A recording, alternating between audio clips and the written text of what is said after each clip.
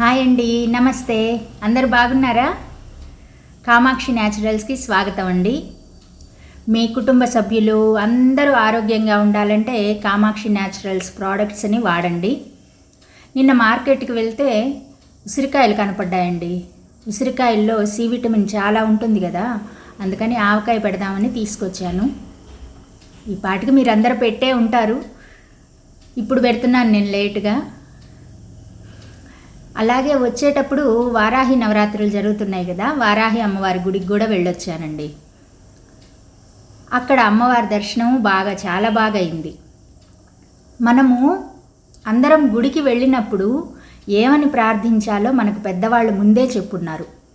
ఆ విషయం గురించి ఈరోజు మాట్లాడుకుందాం.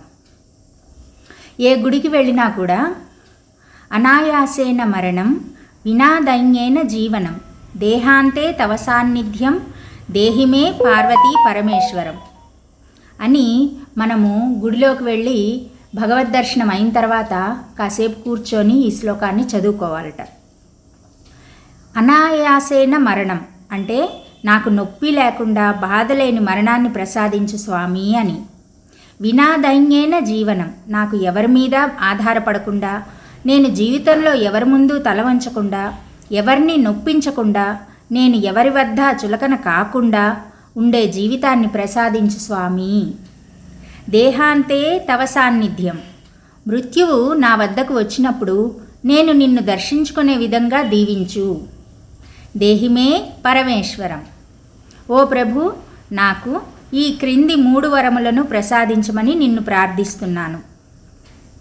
అనుక్షణం నీ ప్రార్థనలోనే గడిపే విధంగా అనుగ్రహించు. నీ ప్రార్థనతోనే నన్ను ఉత్తమమైన మార్గంలోకి తీసుకొని వెళ్ళు. ఎప్పుడూ కూడా నేను నిన్ను నాకు కానీ, నా బిడ్డలకు కానీ, సంపదలు కానీ, పేరు ప్రఖ్యాతులు కానీ ఇవ్వమని అడగను. కానీ నాకు నీవు ఉత్తమమైన నీ సాన్నిధ్యాన్ని అనుగ్రహించు. నాకు ఎప్పుడు కూడా నీవు సదా అండగా ఉండి నన్ను ఉత్తమమైన మార్గంలో నడిపించు. ఇలా మీరు ఎప్పుడు గుడికి వెళ్ళినా ఇప్పుడు చెప్పిన విషయాలన్నీ గుర్తుంచుకొని ప్రవర్తిస్తే మనకి ఏం కావాలో అవన్నీ కూడా మనం అడగకుండానే ఆయనే ప్రసాదిస్తాడు. మనం అడిగితే కొంచెమే ఇస్తారు, మనం అడగకుండా ఉంటే ఇంకా ఎక్కువ ప్రసాదిస్తారు కదా. ఆ విధంగా మనము భగవద్ దర్శనం చేసుకున్నప్పుడు ఈ శ్లోకాన్ని చదువుకుంటే మంచిది అని పెద్దలు మనకు వివరించారు. ఈరోజు వీడియోలో మీకు దీని గురించి చెప్పాను. ఎలా ఉంది? ఈసారి మీరు గుడికి వెళ్ళినప్పుడు ఈ శ్లోకాలు ఏదైనా చదువుతారా, లేకపోతే ఇంకేదైనా శ్లోకాలు చదువుతారా? కామెంట్లో చెప్పండి. మన పిల్లలకి ఏదో ఒకటి నేర్పిస్తూ ఉండాలండి. మన పద్ధతులు, మన పూజలు, మన గుళ్ళు అన్నిటికీ తీసుకెళ్తుండాలి. భగవద్గీత అవి నేర్పిస్తూ ఉండాలి. మన పిల్లలకి మనం చెప్పడం వల్లే కాదండి, మనం చేస్తూ ఉండడం వల్ల కూడా అలవాటవుతుంది. ఆవకాయ రెడీ అయిపోయిందండి.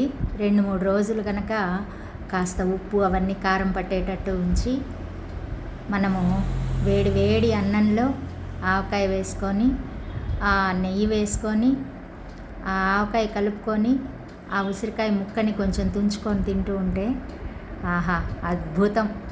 మీరు కూడా ట్రై చేసి ఎలా వచ్చిందో కామెంట్స్ రూపంలో తెలియజేయండి. మా ఛానల్ని సబ్స్క్రైబ్ చేయండి, లైక్ చేయండి, షేర్ చేయండి. థ్యాంక్ యూ అండి. నమస్కారం అండి.